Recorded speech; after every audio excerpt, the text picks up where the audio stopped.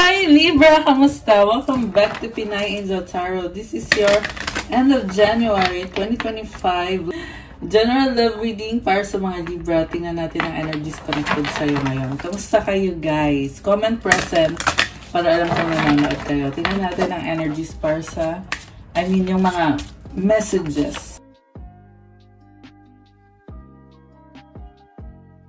I think may problem sa throat chakra. Kung sino man itong nasa-channel kong energy. Okay. So, Libra, kamusta naman? Kamusta kayo, guys? Comment present para alam kung nanonood kayo. Tingnan natin ang angel numbers para sa mga Libra. Angel numbers. Okay. 1, 2, 3 vision. Your path will not look identical to anyone else's. That is what makes you unique. Remember that as you stay the path that feels connected, the path will continue to lead you to alignment. Let your vision be as different as you are. Kakaiba din nandas mo ngayon. So, you are a unique person. Hindi mo kailangan kumpara yung sarili mo sa ibang tao. Kasi kakaiba ka. Tandaan mo na yung landas na tinatahak mo ngayon ay nakakabuti para sa'yo. It will lead you to alignment. At hayaan mo na maging kakaiba yung vision mo. Kasi kakaiba ka rin. You are unique. Affirmation, my path is mine and mine alone. When I follow my path, alignment comes naturally. Basta tahakin mo lang yung landas mo kasi mangyayari na lang yung alignment sa'yo. Ibig sabihin, you are becoming a better person. You are connecting to your soul purpose. So, i-claim nyo tong magandang energy na to. Comment, claim vision, claim I follow my path and alignment comes naturally. Ayan. So, isa pa nga. Tingnan natin. Isa pang message. Angel numbers for Libra. Okay. 1, 4, 3. Uy, kanina 1, 2, 3. Tapos ngayon 1, 4, 3. Preparation. Life is filled with phases. The whisper is telling you to prepare for the unexpected and allow change to pass through with a sense of peace. Financial and creative changes are upon you. May mga pagbabago daw sa kaperahan mo at sa mga ginagawa mo or sa gusto mong gawin ngayon. At isa lang to sa mga pagbabago na palagi namang nangyayari to sa'yo. Maganda ka daw, ihanda mo yung sarili mo at may pagbabagong paparating at it brings peace para sa'yo yung pagbabago na yan. Affirmation, my dreams and desires are coming to fruition, bringing change that I welcome with an open heart and open mind. I love this! So, makukuha mo na yung mga pangarap mo. At yung pagbabago, i-welcome mo daw, buksan mo yung puso mo at buksan mo yung isip mo. So, comment, claim my dreams. I claim my dreams and desires. I open my heart and I open my mind. Ayan. So, from the tarot, wow guys, overall energy, yung nasa bottom of the deck is the Empress, which is energy ng Libra to. This is Venusian, energy ng Venus, which is all about beauty and love. Grabe, you are attracting love, you are blossoming, you are so beautiful. May corona ka, ang daming stars. Grabe. You are in the best version of yourself right now. And you are attracting love, attracting beauty and blessings. You have abundance in your life. I can feel maturity sa'yo. Although may mga problems, hindi perfect ang life, pero nakikita ko sa'yo na kalmado ka kasi you know na you are in control of your life. You have the power to do what you need to do whenever you want to. May control ka sa buhay mo. Also, may armor ka dito, oh. And this is protection. Itong palay. Palay talaga. Yeah, ano yan eh. Symbol of abundance. And you're holding this one which symbolizes creativity. Grabe, very passionate. At the same time, may corona ka na may mga stars. So, achievement mo yan. Grabe. Love this energy. Oh, wow! Justice.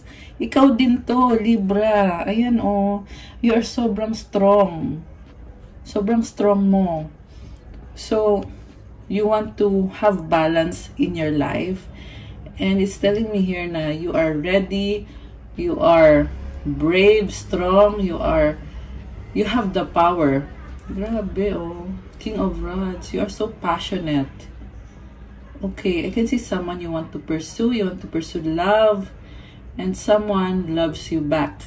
Pero, mukhang meron misunderstanding dito kasi dun siya nakatingin, no? So, 8 of Pentacles. Okay, busy ka sa work mo. You are very focused and practical. Kasi, alam mo na magdadala to ng stability sa'yo para ma-achieve mo pa yung mga pangarap mo. Okay, ganda naman ng energy. So, labas natin yung The Empress, tsaka yung mamaya na yung Justice. Kasi tingnan natin kung lalabas siya ulit. 7 of Swords. Feeling mo ngayon gusto mong mag-isa at meron kang iniiwasan dito kasi gusto mong enjoy yung life mo. So, ano yung iniiwasan ni Libra? Meron kang tinalikuran Priority mo yung sarili mong happiness. Okay. So, there's a problem. My problem, kasi nga, inuna mo yung sarili mo. You are burdened. 10 of Swords and the Page of Swords. Okay. Alam mo yung nakafocus ka sa sarili mo. At the same time, there's this person na naka-curious ka, kaya gusto mong i-pursue yung connection na yan. Okay. And, yeah, meron pagmamahal. Pero you are taking your time. 5 of Swords. Okay, so, pag sabi ko ng you are taking your time, biglang lumabas naman itong 5 of Swords. Ibig sabihin parang, ikaw din nahirapan kasi feeling mo, tinalikuran ka lang. Kita mo merong dalawang tao dito. Parang yung person mo, dahil sa hindi na kayo nagkaroon ng connection, ay napunta na sa iba or sumama sa iba. Okay, yan yung nakikita ko dito. Wheel of Fortune. There's expansion and growth. Hermit.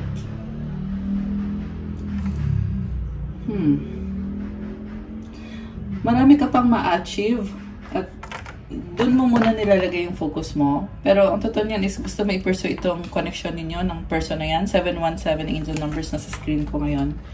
Gusto mo siyang i-pursue. Kaya lang isip mo, kailangan sarili mo muna yung unahin mo. Which is tama yun. Okay? Kasi paano mo i-pursue yung connection nyo kung ikaw hindi ka okay? 5 of Rods. Conflict. Okay, bakit? Bakit kayo may conflict? May other person involved. Okay, hindi ka masaya kasi may iba na siya, the Hangman. Oh my gosh. 5 of Rods. Ayun o, gulo-gulo. And then, you're not taking action. Pero at the same time, nahihirapan ka kasi nga gusto mo mag-focus sa'yo itong taong to, which is apparently, marami siyang kadil na ibang tao. Also, may conflict kayong dalawa. At, yan yung nagpapabagabag sa isip mo or di mo maalis sa isip mo 2 of Rods.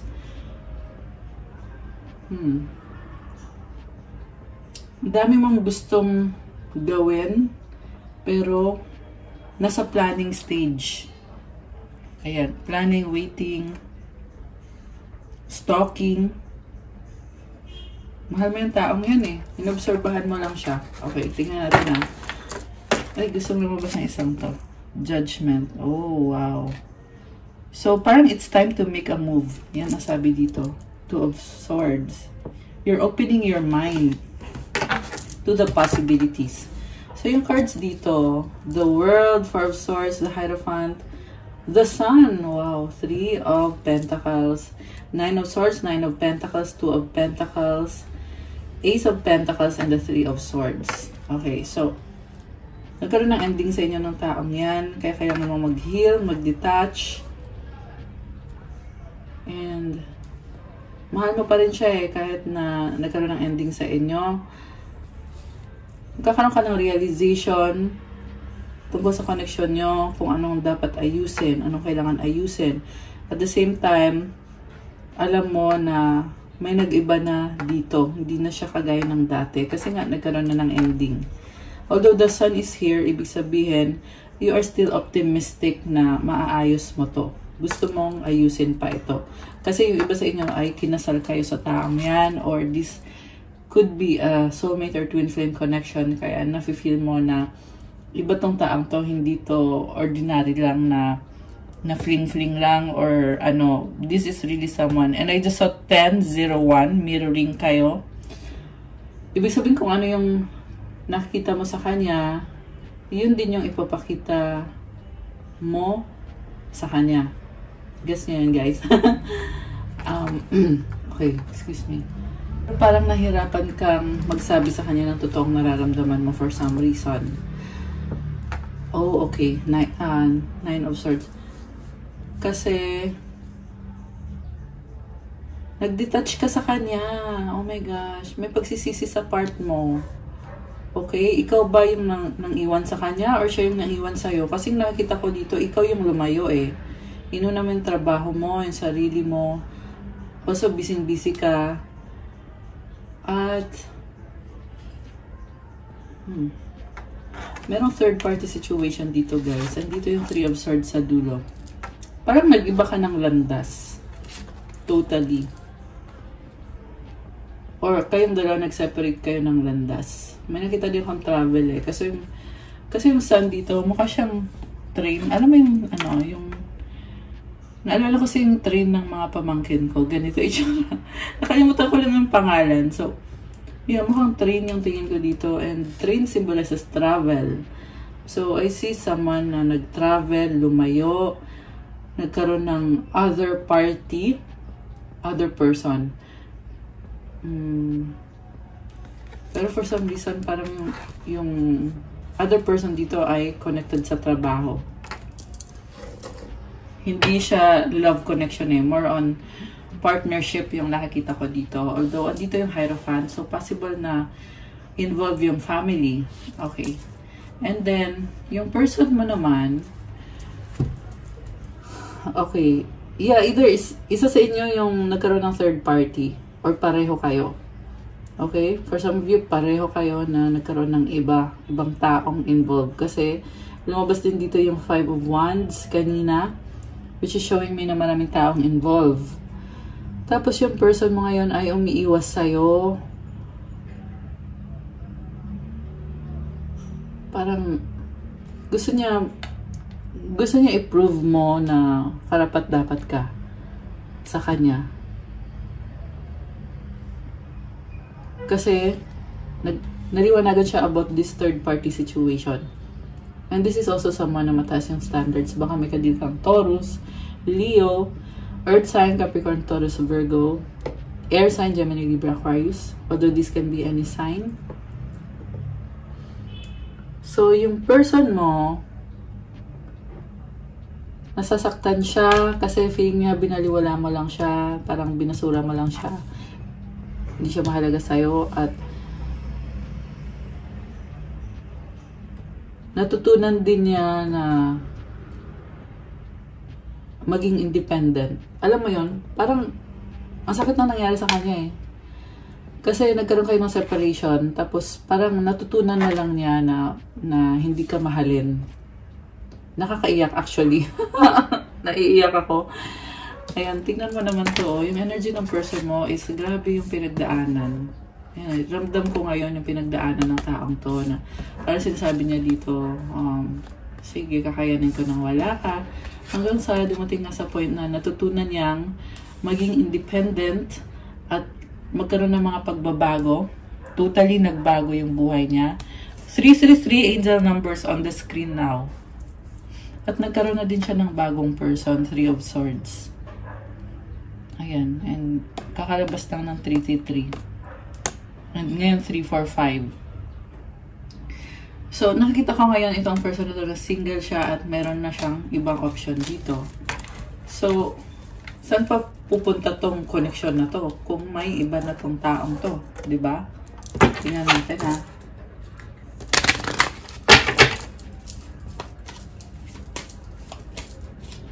Okay, ito nag-flip. Knight of Rods. Oh, okay. Parang sinasabi niya dito, all or nothing, Libra. This is a very passionate person. Ayaw niyang mag-reach out sa'yo kung ganito pa rin naman yung sitwasyon. Ayaw niya. Kasi this is someone na very wise, very clever. All or nothing yung nakikita ko sa kanya. So, yun. Yun na yun. Page of Swords. There's curiosity. Iniisip ka din niya. Or naiisip ka din niya.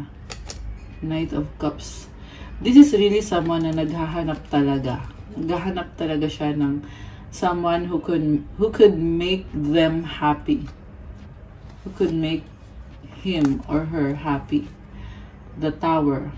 Oh my gosh. Stepping out of their comfort zone. Nasanay ito na kayong dalawa, nagmamahalan kayo. Tapos ngayon, ito parang gumuho yung mundo niya. Okay, grabe. Intense. Naramdaman ko na naman yung energy nitong person na to na grabe, iniyakan niya to ng bongga. As in, baka ka din mo ay water sign, Cancer, Pisces, Scorpio, kasi sobrang emotional yung nasisense ko na energy nitong taong to. Although hindi siya mareklamo simple lang to. Tingnan mo, this is introverted. Kita mo may takip lagi yung ulo. So, ibig sabihin, this is someone na matalino tong taong to, pero hindi niya inire-reveal kung ano yung mga iniisip niya, yung mga nararamdaman niya, yung binaplano niya. Pero kita mo sa kanya yung emosyon. Kasi this is someone very emotional. Okay? Ayan, sabog oh. Sabog yung Tower. So, ganun yung emosyon nitong taong to.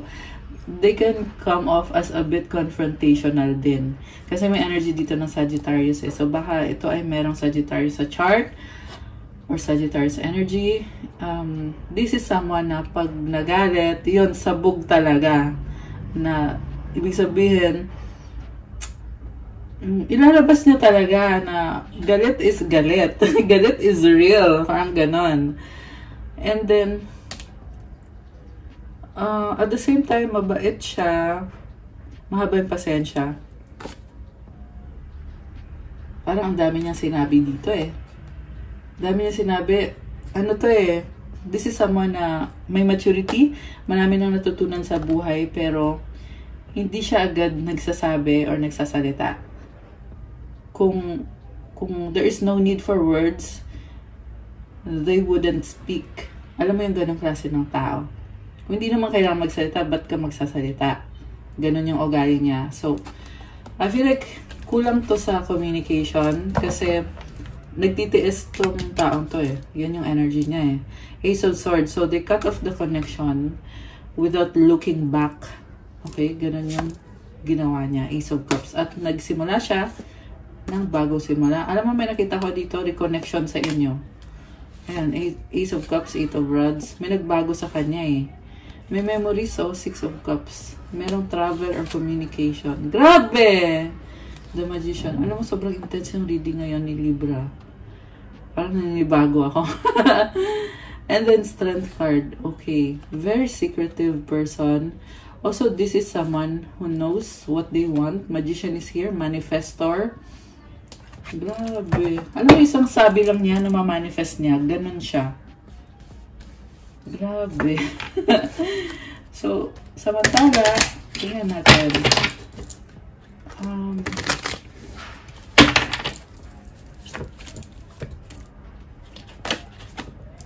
Page of Cups. Andyan ka pa rin para sa kanya. Nakita mo siya bilang opportunity na pwedeng mawala sa'yo anytime.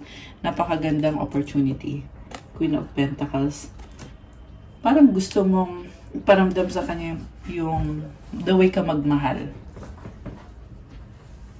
Nakita ko dito para kang parang nagmamadali na kumonek sa kanya. Six of Swords and the Ten of Rods. You are burdened, but you want to bring peace and harmony to this connection.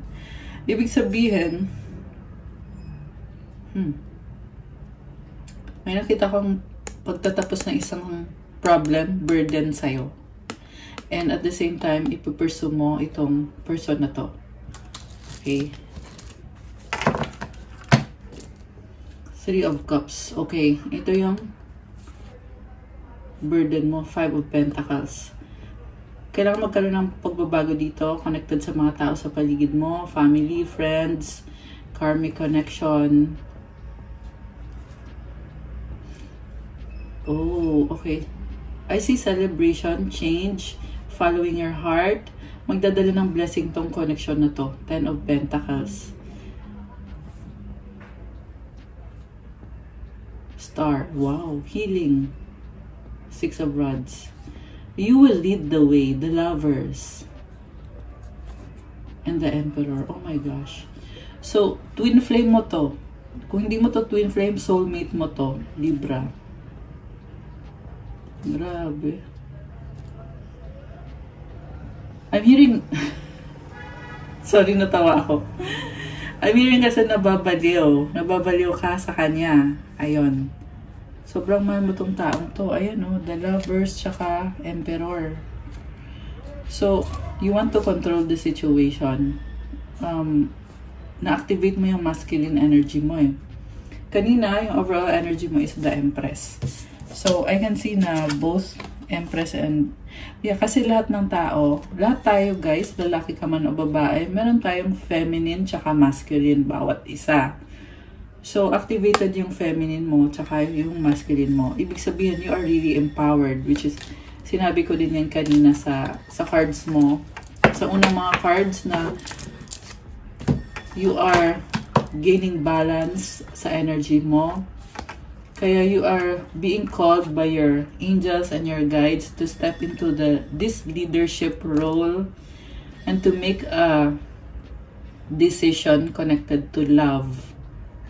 Ayan, the Lovers. Grabe. Victory to, oh. Six of Rods. Grabe. So, yun na lang, may na-feel ako dito na sacrifice in terms of your finances. So, siguro, yeah, if you will pursue this person, you will have to prepare your finances. Okay? Kasi merong travel dito eh.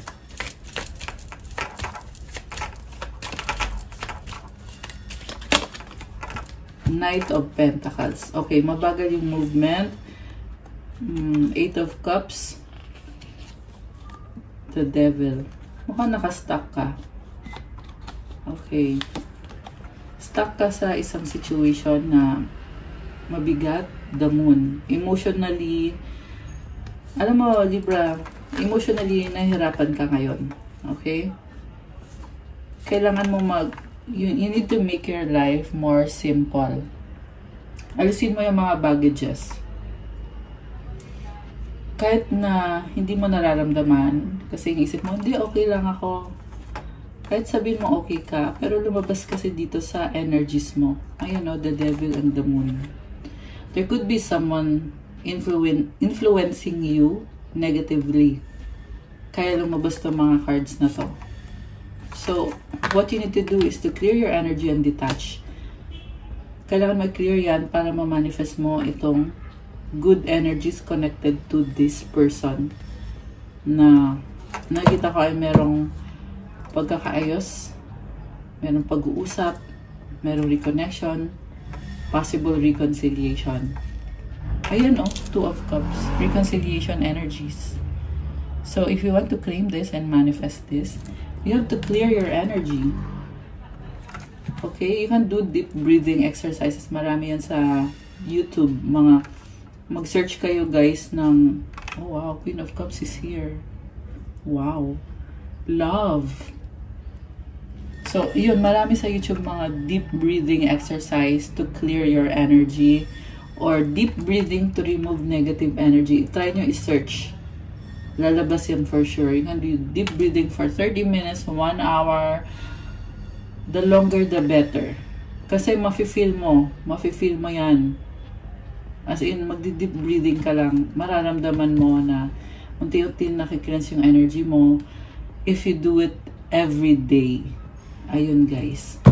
Isa yun sa pinakamadaling paraan to cleanse your energy, to clear your aura. Okay, so, Meron kang kailangan ayusin dito. For some of you, meron kang kadil na person na, oo, mahal ka ditong taong to. Ayan, oh, Queen of Cups. Yun nga lang, this is also someone na set in their ways and they have set boundaries. So, kailangan yung pag-usapan to kung gusto mong magkaroon ng reconciliation kasi nakakita ko sa person mo na kahit may pagmamahal siya sa'yo, hindi naman to yung person na basta-basta na lang magpapapasok sa buhay niya. Kasi, pinoprotektahan din niya yung puso niya. Pero more on, isip niya yung nagsasabi sa kanya na mag-set ka ng boundaries. So, there has to be a conversation kung paano nyo i-handle itong connection na to, kung ano yung mga boundaries ng bawat isa, kung paano kayo magko-compromise. So, tanggalin natin to. Ayan. Oh, King of Pentacles. Yung person mo ay sobrang practical, no?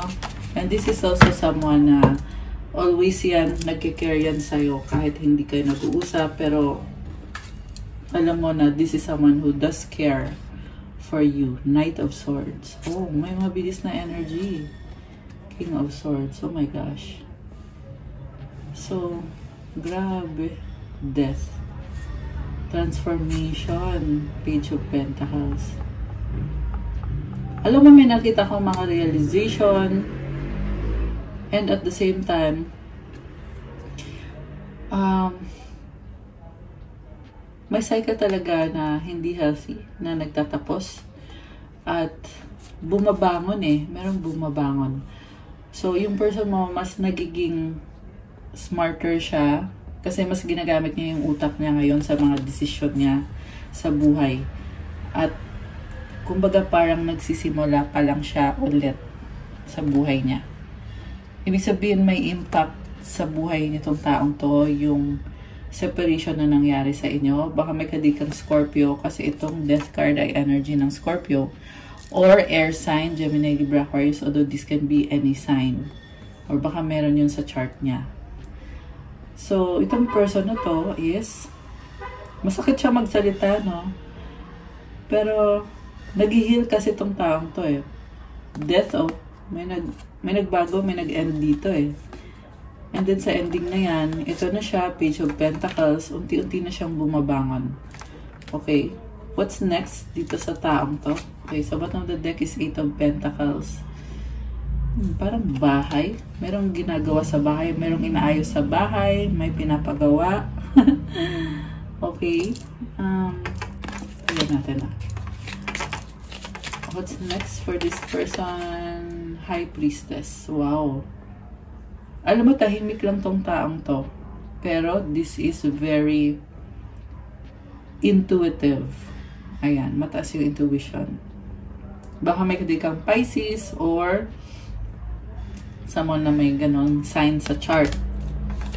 Okay. 7 of Pentacles. Busy sa work. Okay. Oh.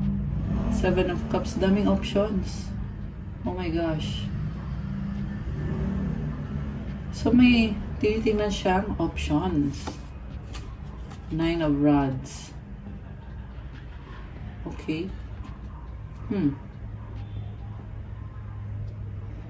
Parang ang dami niyang ganap sa buhay. Itong person mo.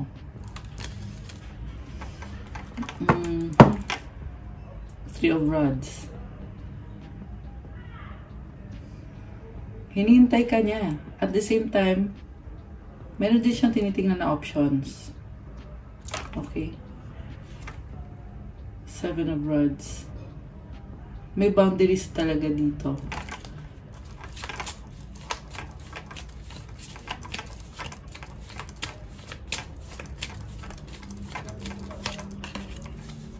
Chariot.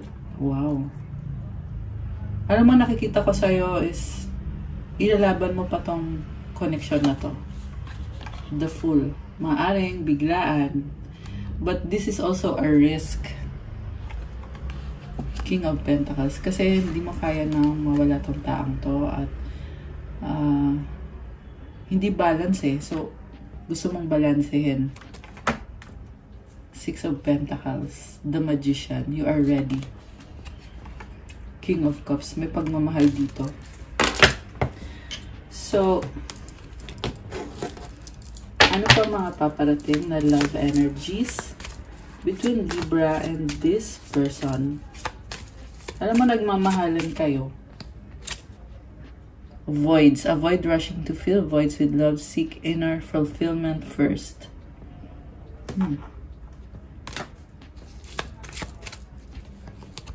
So, nagkaroon ng unhealthy patterns. Nurture. Okay, pero ngayon gusto mo nang ayusin. Gusto mong alagaan. Bagong simula yung nakikita ko dito. Also, harmony, peace, love, heartbreak. Okay. So, parang you are hoping na sana nga maayos pa to. Pagod ka na sa heartbreak eh. Right path. Alone time. Doorway. Oh my gosh. So, merong opportunity. Ayan. Meron ka ding excess baggage. Excess baggage. So, ano pa ang mga paparating na energies? Love energies for Libra. Air sign, Gemini, Libra, Aquarius. Mercury retrograde. Okay, may sasakyan. So, baka magta-travel ka. Or magta-travel itong person na to. Communicate. Compromise, forgive, work it out. Ayan, merong pag-uusap. Manifest. Tell the universe exactly what you want. Oh my gosh, commitment. Things are getting serious. Ayan, so, again, mamalabas yung energy ng pag-uusap, manifesting. Grabe, so nice. May potential itong connection na to.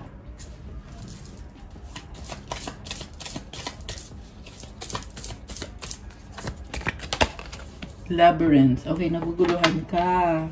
Even when you feel lost, there's always a way through the labyrinth. Connection. Your connection is eternal and unbreakable. Yan, nasasaktan dito. Moment. Think of a special moment that brought you so much joy with your partner. Cherish your relationship. Wow. Ayun naman pala, oh. Wedding to eh. Okay. Anong mensahe ng universe para kay Libra?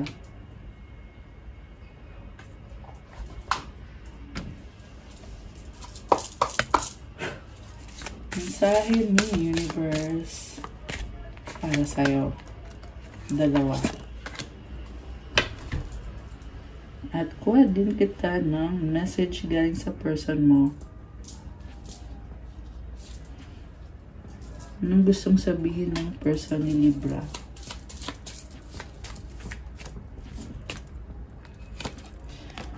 Ay, tumalan. I'm yours forever and ever. Okay. Mensahe ng person ni Libra. You light up my world.